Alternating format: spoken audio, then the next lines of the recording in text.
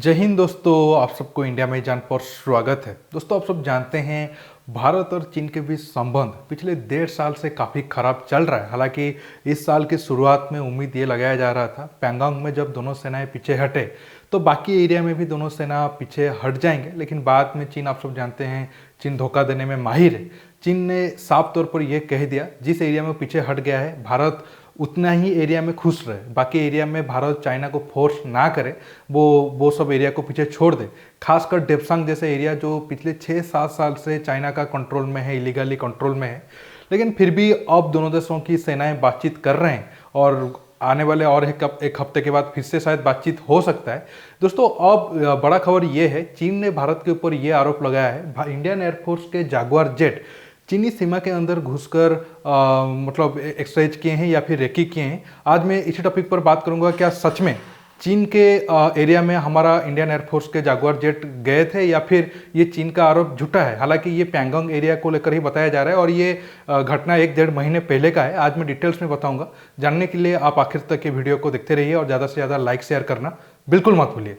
दोस्तों, चाइना अब जो जिस एरिया का नाम लिया है श्रीजाप एरिया, वो तकरीबन आप कह सकते हो पैंगोंग का एरिया है। साउथ और नॉर्थ का मतलब दोनों पॉइंट आकर उस एरिया में मिलता है और काफ़ी इम्पोर्टेंट जगह है।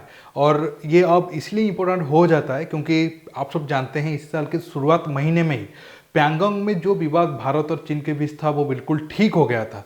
अब अगर इस एरिया में चाइना क्लेम कर रहा है कि इंडियन एयरफोर्स के विमान उसके एरिया में आए हैं, तो ये आप कह सकते हो और कुछ महीने के बाद शायद विवाद फिर से भड़के, या फिर ये ऐसा हो सकता है चाइना खुद अपने तरफ से विवाद को बढ़ाना चाहता है, लेकिन वो पहले भारत के ऊपर आरोप लगा रहा है ताकि बाद में अगर वो कुछ करे तो वो बोलेगा कि नहीं, इंडिया वालों ने किया था तो हम जवाब में ऐसा कर रहे हैं। मतलब खुद के ऊपर वो ब्लेम को हटाना चाहता है। पहले एरिया को मैप में देख लेते हैं, फिर बाकी बातें मैं आपको डिटेल्स में बताऊंगा। चाइना कब क्लेम किया था और पर्टिकुलर कौन सा एरिया है। अगर मैं इसको थोड़ा 3D मैप कर देता हूँ, ये आप देख सकते हो, ये बिल्कुल पैंगोंग का एरिया है। ये नॉर्थ पैंगोंग का फिंगर एरिया है, तो ये साउथ पैंगोंग का इलाका आप देख सकते हो। चुसुल आप देखिए, और ये मोल्डो है और स्पैंगुर ग्यापी है, और यहाँ पर सारे हमारा जो black top, helmet top, रेजंगला, Rechinla सारे हो जाता है। ये साइड वाला साइड सब चाइना से है।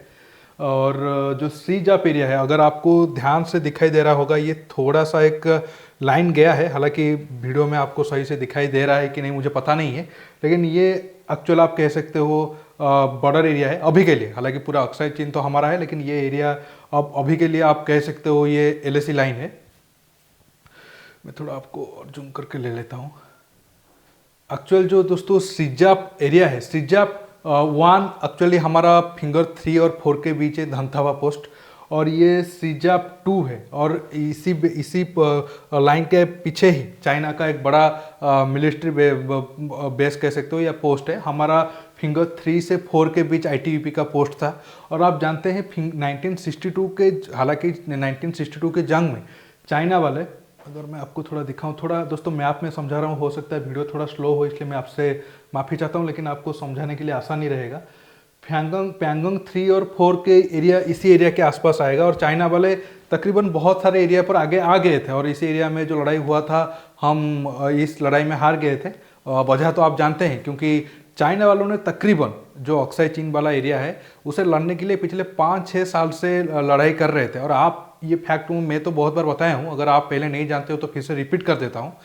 जब 1962 का जंग हुआ तब भारत अक्साई चीन नहीं हारा था। भारत अक्साई चीन आप एक तरीके से कह सकते हो जंग होने से 3-4 साल पहले ही हार गया था।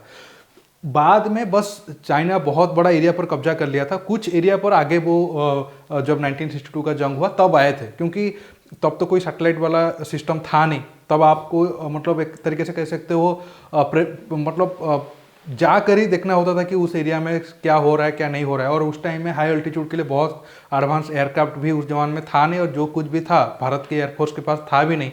और तब तो हम हिंदी चीनी भाई भाई का नारा लगा रहे थे। तो इस चीज़ का फायदा उठाकर चाइना ने अक्साई चीन का एक बहुत बड़ा एरिया पर कब्जा कर लिया था, क्योंकि चाइना को पता था उस टाइम में उसके पास उतना ताकत नहीं था वो तिब्बत तक मतलब अपने एरिया से रोड वगैरह बना पाए, इसलिए वो सिंजियांग होते हुए उनको तिब्बत तक जाना था।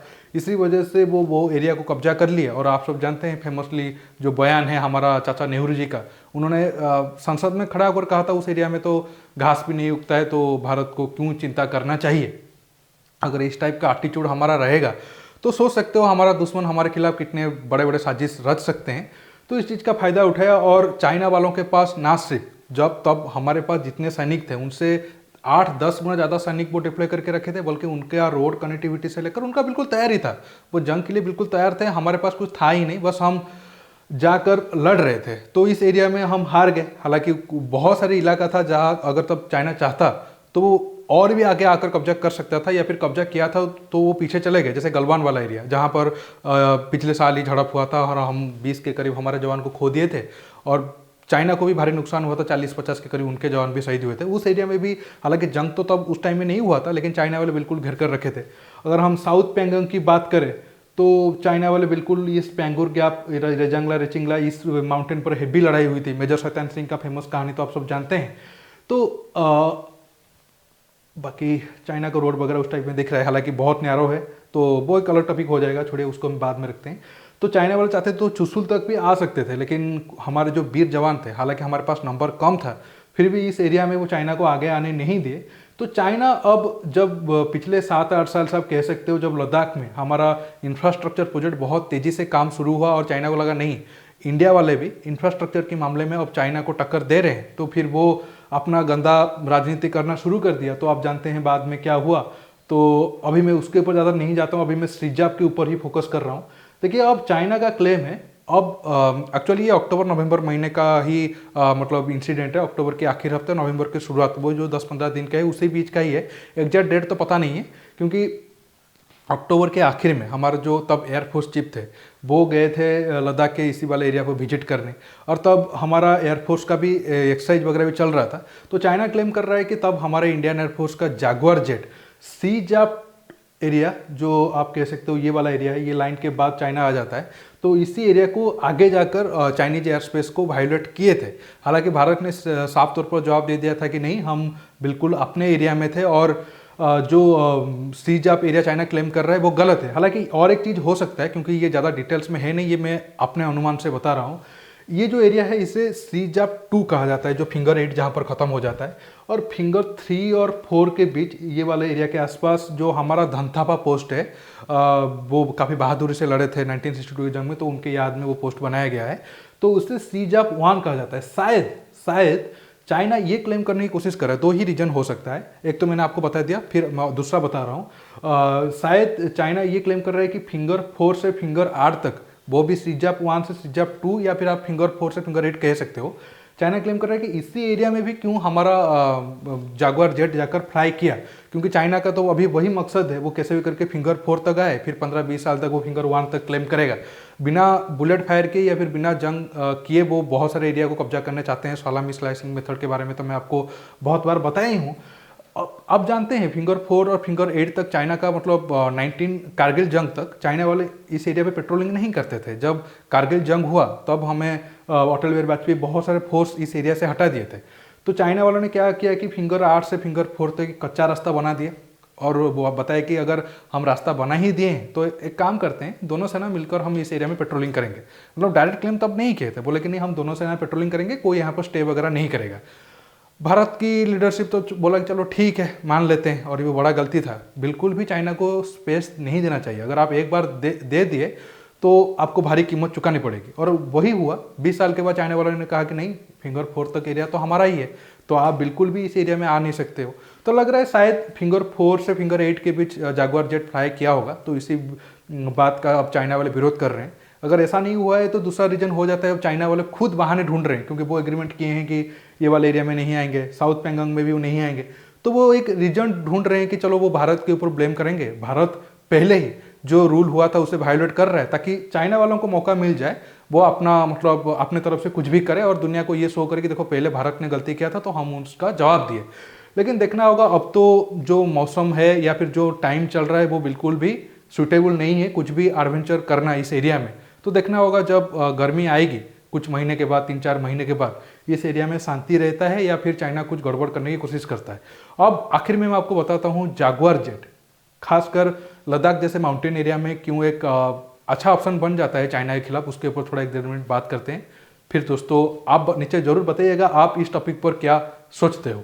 दोस्तों अगर हम जागुआर जेट की बात करें, ठीक है ये जेट थोड़ा पुराना हो गया है, लेकिन अब भी प्रेजेंट टाइम में माउंटेन वाले रीजन में ये जेट काफ़ी अहम हो जाता है क्योंकि ये काफ़ी लो फ्लाई करके ग्राउंड अटैक कर सकता है और इस काम में बाकी इंडियन एयरफोर्स में जितने भी जेट है उन सब से ये आगे है। इसके साथ साथ जागुआर जेट पहला एयरक्राफ्ट था इंडियन एयरफोर्स का जिसमें एसआरआर वगैरह लगा था, इसलिए लद्दाख वाले एरिया में ये फाइटर जेट काफ़ी अहम भूमिका निभा सकता है। शायद इसी वजह से भी चीन वाले झूठा प्रोपेगेंडा कर रहे हैं इंडियन एयरफोर्स के खिलाफ, लेकिन उससे बहुत ज़्यादा फायदा तो होगा नहीं क्योंकि चीन वाले अगर भारत को वो दुश्मन माने हैं तो भारत भी अच्छे तरीके से अपना दुश्मनी निभाने के लिए बिल्कुल भी तैयार है। दोस्तों आज के टॉपिक में बस इतना ही। आप इस टॉपिक पर क्या सोच रहे हो नीचे कमेंट बॉक्स में जरूर कमेंट करके बताइए और ये वीडियो को ज़्यादा से ज़्यादा लाइक शेयर करने के साथ साथ आप मेरे चैनल को सब्सक्राइब करिए और सब्सक्राइब बटन के पास जो बेल आइकन है उसे प्रेस करिए। रुकता हूँ, बहुत जल्द और एक नया टॉपिक के साथ मिलूंगा।